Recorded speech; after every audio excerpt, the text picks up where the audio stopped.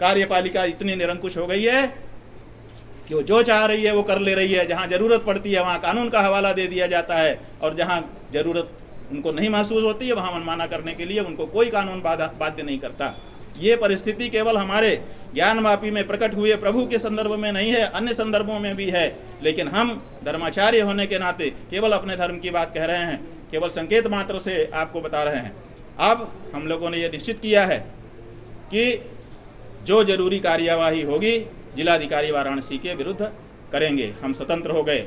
1 हफ्ते तक हमने नोटिस देकर के प्रतीक्षा की, कुछ बीच में हमने नहीं कहा, एक वक्तव्य हमने नहीं दिया, बड़ी संजीदगी के साथ हम प्रतीक्षा करते रहे। अब जो भी उसके बाद की कार्यवाही बनती है उसको करने में हम आज से स्वतंत्र हो रहे हैं। और दूसरे, भगवान की जो पूजा है उसके बारे में हम लोगों ने तय किया है कि प्रतीक पूजा आरंभ रहेगी। और एक भारत में 7 लाख गांव हैं और लगभग 4.5 लाख शहरों के मोहल्ले हैं। हम सब एक मोहल्ले से, एक गांव से एक दिन की पूजा सुनिश्चित करेंगे। उसके लिए हमारे कार्यकर्ता गांवों में पहले से सूचना करेंगे, गांवों में जाएंगे, गांव के लोगों को इकट्ठा करके विश्वेश्वर की प्रतीक पूजा करेंगे। कल से ये कार्य हमारा आरंभ हो जाएगा और उसके बाद कानूनी रूप से और लौकिक रूप से जो भी उपाय करने होंगे भगवान की पूजा सुनिश्चित करने के लिए, वो सब उपाय हम करेंगे। अपने धार्मिक दायित्व का निर्वहन हमारे जगत गुरु शंकराचार्य जी महाराज कर रहे हैं अपने सनातन धर्मियों की ओर से। उनके प्रतिनिधि के रूप में हम भी अपने दायित्वों से कभी विरत नहीं होंगे, दृढ़तापूर्वक अपने दायित्वों का, धार्मिक दायित्वों का पालन करेंगे। हमने किसी कानून का उल्लंघन नहीं किया, यहाँ तक कि प्रशासन के द्वारा वर्जित किए जाने पर हमने अपने साथ के लोगों को भी मठ में छोड़ा। एक हाथ से दंड और दूसरे हाथ में पूजा की थाली लेकर के अकेले पैदल चलते हुए जहाँ तक जाने दिया जा सके, जहाँ तक सब जाते हों, किसी भी निषिद्ध क्षेत्र में प्रवेश न करने की बात कहते हुए हम पूजा के लिए जा रहे थे। लेकिन वाराणसी के जिला प्रशासन के द्वारा न्यायालय की बात कह करके, जबकि न्यायालय का कोई आदेश दिखाया नहीं गया, केवल न्यायालय न्यायालय न्यायालय रटते हुए हमको बलपूर्वक हमारे मठ में ही रोक दिया गया। और ऐसा करके 100 करोड़ से ज़्यादा सनातन धर्मियों की जो अभिलाषा थी कि अपने प्रकट हुए भगवान की हम पूजा अर्चना करके उनका आशीर्वाद ले सकें और न पूजा करने का जो दोष है उससे बच सकें, ये वंचित कर दिया गया 100 करोड़ सनातन धर्मियों को। जिसके फलस्वरूप धर्मशास्त्रों की आज्ञा के अनुसार पूजा के लिए चल देने के बाद हमको रोके जाने के कारण पूजा न कर लेने तक हमने अन्न जल का परित्याग किया। लगभग 108 घंटे तक हम अन्न जल का परित्याग करके बैठे रहे। गुरु आज्ञा आई कि तुम अब ये व्रत छोड़ दो, तुम्हारा व्रत पूरा हुआ। हमारे यहाँ धर्मशास्त्र ये कहता है कि अगर किसी धर्म कार्य में हम लगे हुए हैं और उस समय हमारे गुरु अगर हमको बुला लेते हैं और वो कार्य अधूरा छूट जाता है तो वो धर्मशास्त्र की दृष्टि से अधूरा नहीं माना जाता, बल्कि वो पूरा ही माना जाता है। इसलिए गुरु आज्ञा के आने पर हम उठे और हमने स्वास्थ्य लाभ किया। अब सवाल सबसे बड़ा ये है कि जिस वाराणसी के जिला प्रशासन के द्वारा हमको न्यायालय की बात कह करके बलपूर्वक मठ के अंदर घुस करके पुलिस ने रोक दिया पूजा करने से, हमने अध्ययन किया।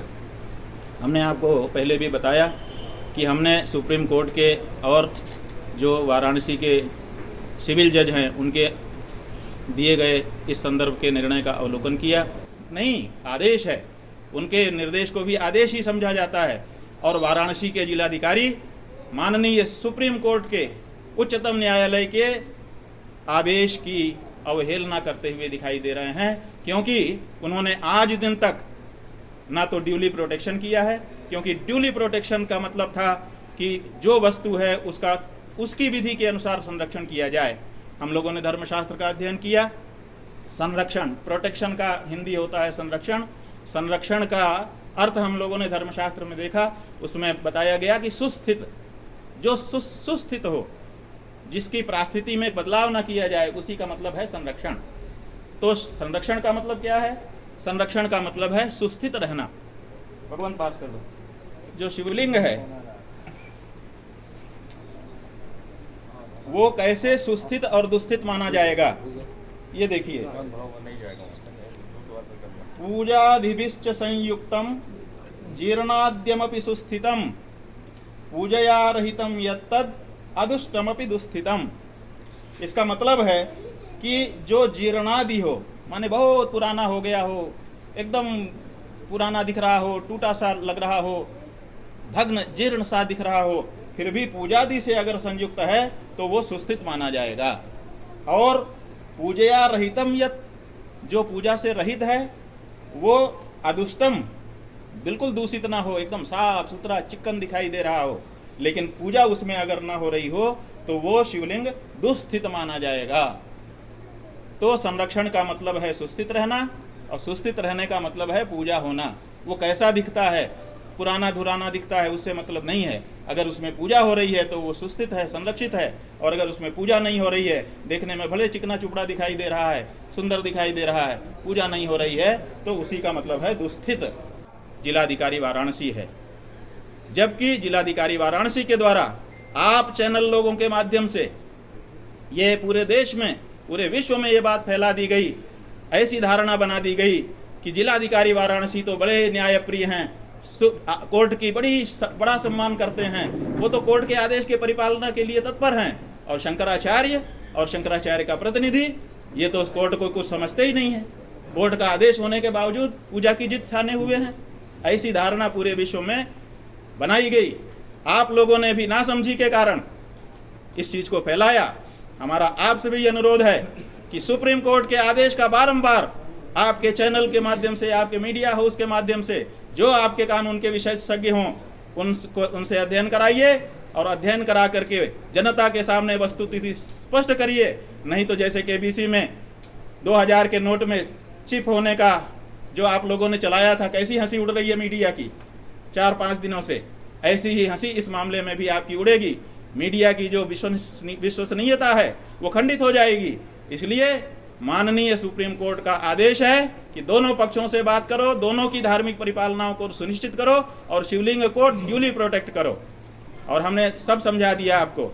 ये आवश्यक है कि सुप्रीम कोर्ट के आदेश की परिपालना की जाए। जिलाधिकारी वाराणसी इस मामले में फैल रहे हैं, और हमने जिस दिन हम 108 घंटे के निर्जल उपवास से उठे, उसी दिन हमने जिलाधिकारी वाराणसी के कार्यालय में ईमेल पर और रजिस्ट्री ऑफिस रजिस्टर्ड पोस्ट से एक नोटिस भेजा, और उसमें इस बात का उल्लेख किया कि आप फेल रहे हैं सुप्रीम कोर्ट के फैसले का अनुपालन कराने में। लेकिन आज लगभग 1 सप्ताह का समय हो गया, 1 सप्ताह के बाद भी जिलाधिकारी वाराणसी हम लोगों को उत्तर हमारे नोटिस का नहीं दे रहे हैं। तो स्वाभाविक है कि उनको कोई पड़ी नहीं हुई है। न्यायालय को केवल ढाल बनाया जा रहा है, न्यायालय के आदेश का परिपालन नहीं किया जा रहा है। जहां इनको ज़रूरत होती है वहां न्यायालय चिल्ला देते हैं ढाल बनाने के लिए, और जहां ज़रूरत नहीं होती है वहां जो चाहते हैं वही कर देते हैं। काहे का न्यायालय, काहे का कानून। हमसे जुड़े रहने के लिए हमारे YouTube चैनल को सब्सक्राइब करें और नई वीडियो की नोटिफिकेशन के लिए बेल आइकॉन को दबाएं। अगर आप ये वीडियो Facebook पर देख रहे हैं तो लाइक जरूर करें और ज्यादा से ज्यादा शेयर करें। धन्यवाद।